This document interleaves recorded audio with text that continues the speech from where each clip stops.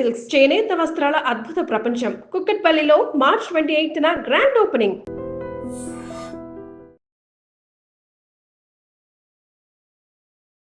నమస్కారం, welcome to I dream. ధర్మ మార్గం విత్ విజిత కార్యక్రమానికి స్వాగతం.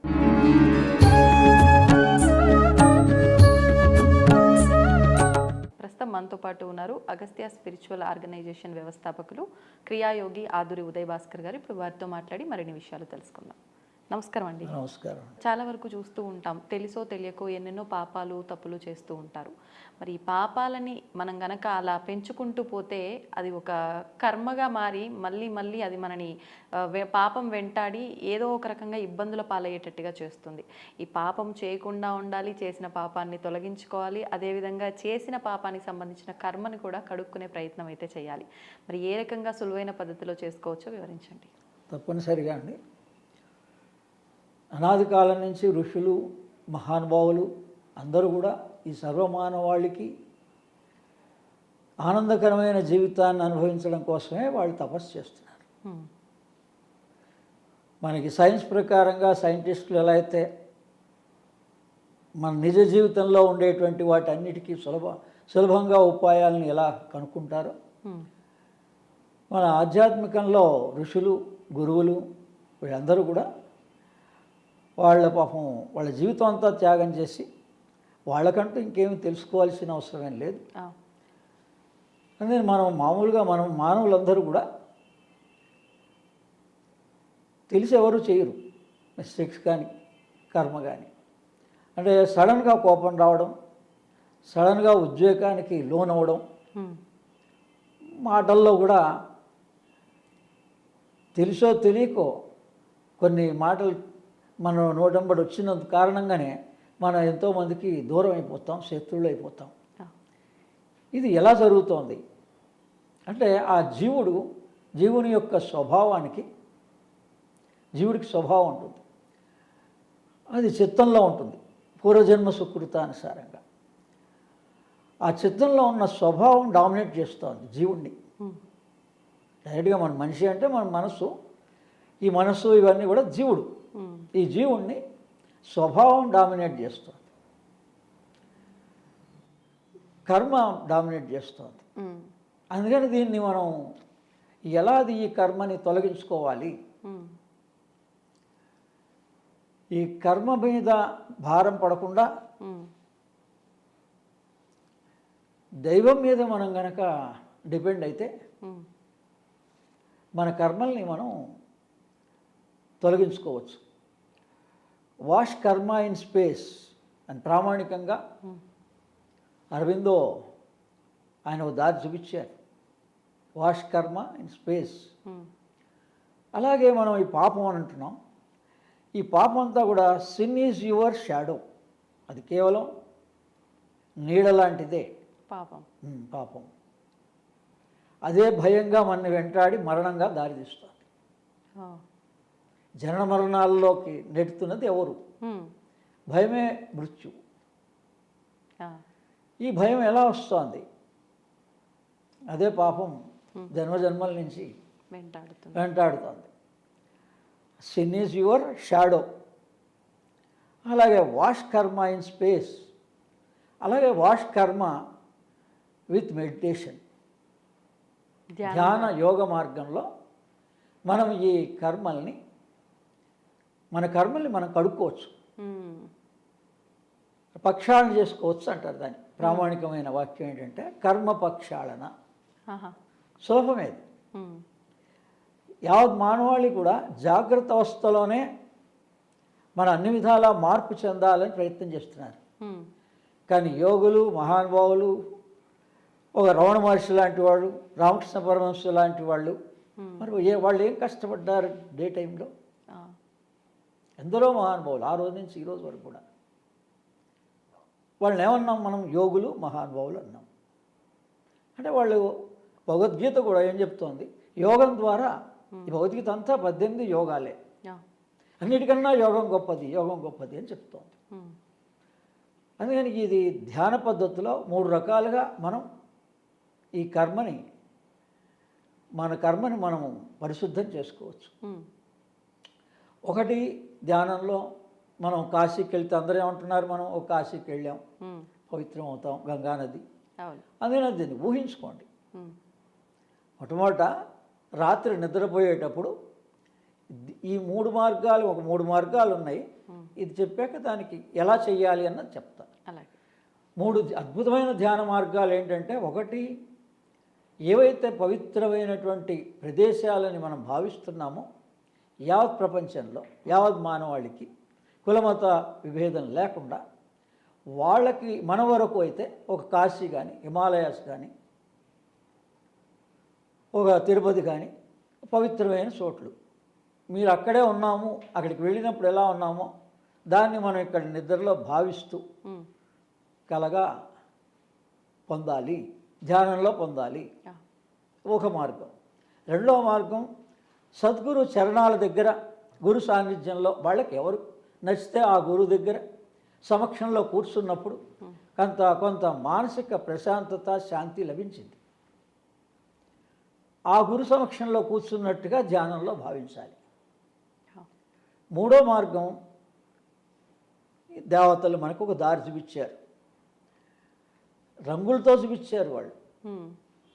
మనమేమో దాన్ని వేరే రకంగా భావించుకొని ఈ మానవాళ్ళంతా సర్వం విభాగాలుగా చెందాం. మూలంలో ఏంటంటే అవన్నీ కూడా రంగులు. ఒక పవిత్రమైన 5 రకాల రంగులు ఉన్నాయి. దాని వివరణ చెప్దాం. ఆ వర్ణాలని మనం ధ్యానం చేస్తూ కలర్స్ మెడిటేషన్ అంటారు అన్నమాట. Colour meditation. మీరు ఆ కలర్ని బల్బుగా పెట్టుకోవచ్చు. ఆ కలర్ని ఆ రంగుతో ధ్యానం చేయడం. ఇది ప్రధానంగా ధ్యానంలో 3 రకాలైన ధ్యానాలు.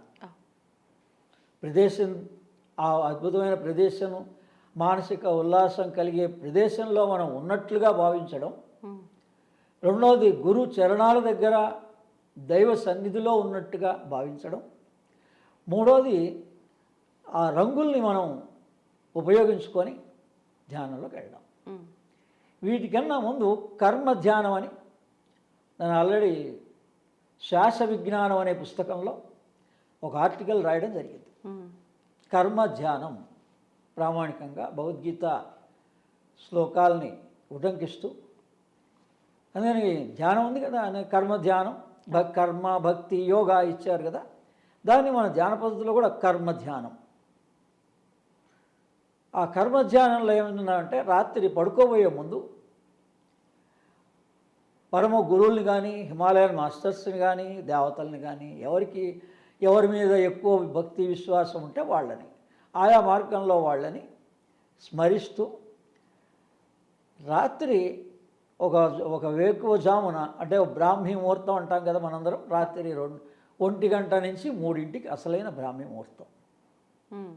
ఆ సమయంలో నిద్ర మేల్కోవాలి అని మొట్టమొదట ప్రార్థన చేస్తూ పడుకోవాలి. రెండవది ఏంటంటే, రెండవ రకమైనటువంటి చేయవలసిన విధానంలో, అప్పుడు మెలకు వచ్చినప్పుడు కొన్ని రోజులకు మెలకు వస్తుంది, ఒక వారం 10 రోజులు మీరు చేసేటప్పుడు మెలకు వస్తుంది. మెలకు వచ్చినప్పుడు ఈ నా కర్మలు కానీ, ఈ పాపం కానీ, నేను గతంలో ఏదో చేశాను మిస్టేక్, అది నాకు చూపించండి అంటే వాళ్ళు చూపిస్తారు. ఆ చూపించమని ప్రార్థించడం. ఆ తర్వాత మళ్ళీ సరే అలా ప్రార్థిస్తూ కొంతకాలం ఆ చేసిన తర్వాత సెకండ్ స్టేజ్లో మనం ఏం మిస్టేక్ చేసామో ఆ మిస్టేక్ భగవంతుడు కానీ, గురువులు కానీ చూపించడం జరుగుతుంది. ఒక డాక్టర్ దగ్గరికి వెళ్తే రిపోర్ట్స్ అన్నీ ఎలా అయితే బయటికి చూపిస్తారో, ఆ రకంగా మనకు ఉన్నటువంటి దోషం ఏంటుందో ఖచ్చితంగా కనిపిస్తుంది. మూడో విధానంలో, మూడోసారి అదే సమయంలో బ్రాహ్మీ ముహూర్తంలో, ఏ టైం అయినా కావచ్చు, ఒక్కొక్కళ్ళకి ఒక్కో టైం ఉంటుంది. ఆ లేచినప్పుడు ఆ చూపించిన తర్వాత మళ్ళీ శ్వాస మీద ధ్యాస పెడుతూ ఇంకే ఆలోచనలు రాకుండా భగవంతుడిని కానీ, గురువులు కానీ ప్రార్థిస్తూ మళ్ళీ పడుకోవడమే. ఈ విధంగా మనం ఓ పద్ధతి ఉంది. కళలతోటి మనం మన సమస్యల్ని పరిష్కరించుకోవచ్చు. అలాగే ఈ రంగుల దగ్గరకు వచ్చినప్పుడు గాయత్రి వేదమాత మనందరికీ తెలుసు.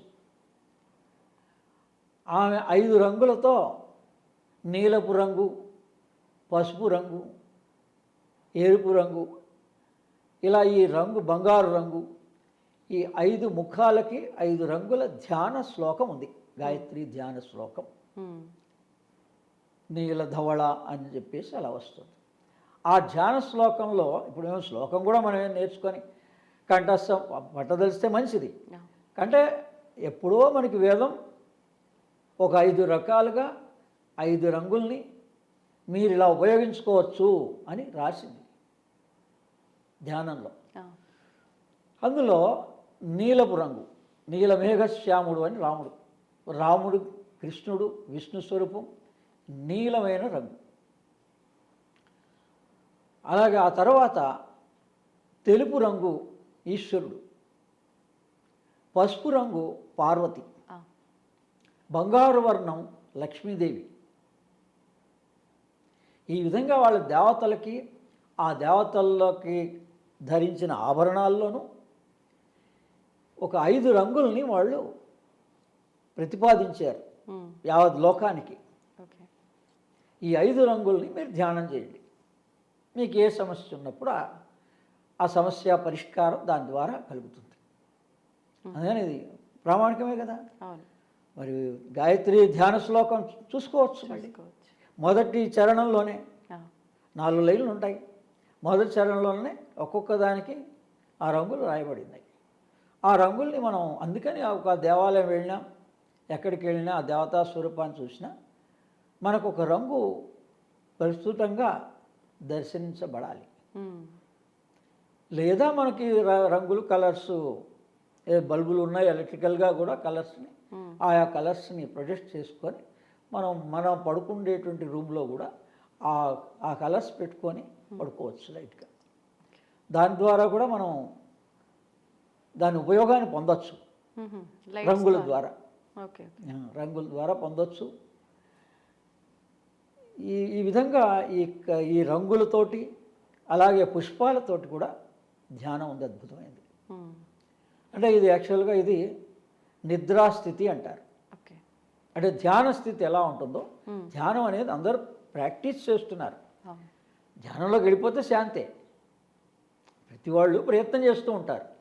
కానీ కొన్ని క్షణాల పాటును కొన్ని నిమిషాల పాటు ఏకాగ్రత కుదురుతుంది, ధ్యానం కుదిరిందంటారు. అందుకని అది ధ్యాన స్థితి, అది భగవద్ అనుగ్రహం, గురు అనుగ్రహం వాళ్ళ వల్ల కలుగుతుంది, ధ్యాన స్థితి కలుగుతుంది.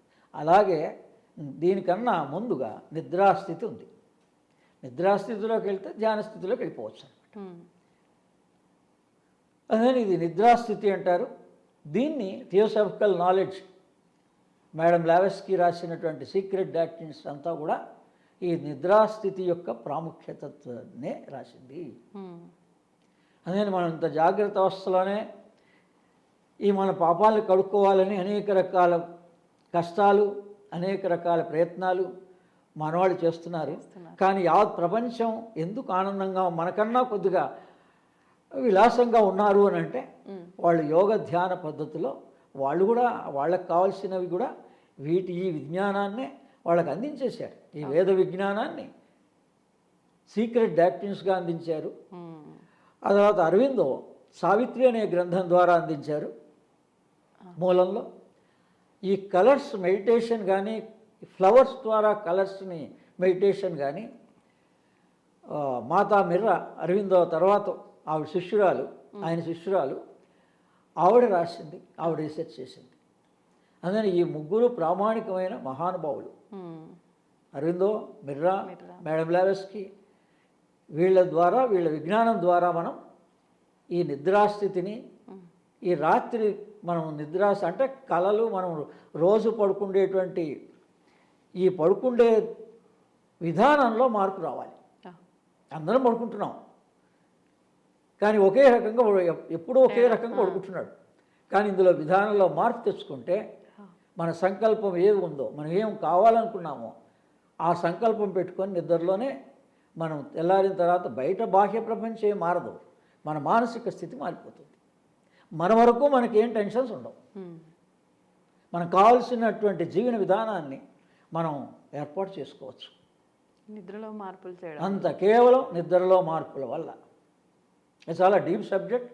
మరోసారి మరో ప్రశ్నల ద్వారా మనం దీన్ని కంటిన్యూ చేద్దాం. తప్పకుండా. ధన్యవాదాలు. ఐ డ్రీమ్ ప్రేక్షకులందరికీ కూడా అందుకని దీన్ని ఈ ఐ డ్రీమ్లో ఉన్న వాళ్ళందరూ చూసి వేరే వాళ్ళందరూ కూడా షేర్ చేయండి. ఎందుకంటే మీకు ఐ డ్రీమ్ అనేది మీకు వాడుకలో భాషలాగా వచ్చేసింది. ఆ డ్రీమ్ అంతగా మనకి సహాయం చేస్తుంది అని కూడా తెలుసుకోండి. అవును.